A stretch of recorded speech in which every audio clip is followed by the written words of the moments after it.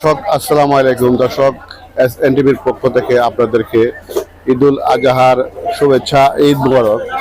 দর্শক আপনারা দেখতে পাচ্ছেন আমাদের ব্রাহ্মণবাড়িয়ার সরাইল যে চামড়ার বাজার, এটা বাংলাদেশের একদম বৃহত্তম শিল্প। এই শিল্পটি বাংলাদেশের একটি বিরাট অবদান রাখে প্রতি বছর। এই বছরও বাংলাদেশের আনাচে কানাচে বহুত কুরবানি হয়েছে। এই কুরবানির চামড়াগুলি আমরা শিল্পজাত করে বিভিন্ন দেশের মতো বিশ্বে পাঠানো হয় এবং এটা দিয়ে আমাদের একটা ভালো একটা অ্যামাউন্ট আসে। এটার নেই বাংলাদেশে, সারা বাংলাদেশের নেই। আমাদের ব্রাহ্মণবাড়িয়া সরাইলেও এই শিল্পটা একটা বিরাট অবদান রাখে। এখানে আপনারা দেখতে পাচ্ছেন আমার পিছনে বর্তমানে আজকে কোরবানির পর বিভিন্ন এলাকা থেকে চামড়াগুলি এখানে আসতেছে, বিভিন্ন পাইকারের খুচরা বিক্রি হচ্ছে।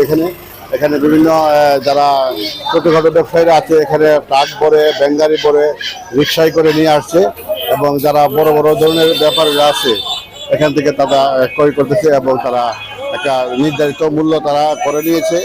কিন্তু দুঃখজনক হলেও সত্য, যারা আসলে খুচরা বিক্রেতা যারা গ্রাম থেকে চামড়াগুলি বাজার পর্যন্ত নিয়ে আসছে, তাদের আসলে প্রত্যেকেই আমাদেরকে জানিয়েছে যে আমাদের এবার লস, কারণ লুস্কানির হতে আছে। কারণ সরকার যে রেট দিয়েছে এই রেট মোতাবেক চামড়া বিক্রি হচ্ছে না।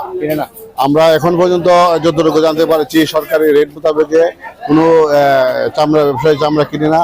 সুতরাং যারা গ্রাম থেকে চামড়াগুলি সংগ্রহ করে নিয়ে আসছে তাদের যে রেট হয়েছে এই রেটের থেকে অনেক কম মূল্যে তারা বিক্রি করতে হচ্ছে। ব্রাহ্মণবাড়িয়া শহর থেকে মোহাম্মদ কামাল পাঠান।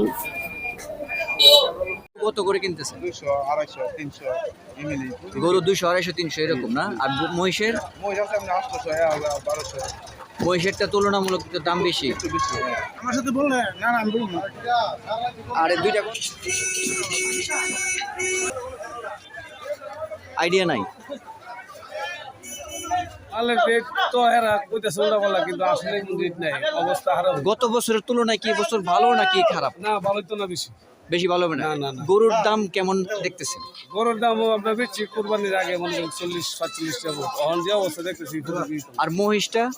মই 40-50 টাকা বিয়ে হবে, 60 টাকা। সরসটা 300 টাকা লবণ প্রসেস লাগে। তাহলে গত বছর তুলনায় কি এই বছরটা কি একটু ব্যবধান নাকি সেম? না অন ব্যবধান বুঝি না, বেচার পরে ঠিক আছে।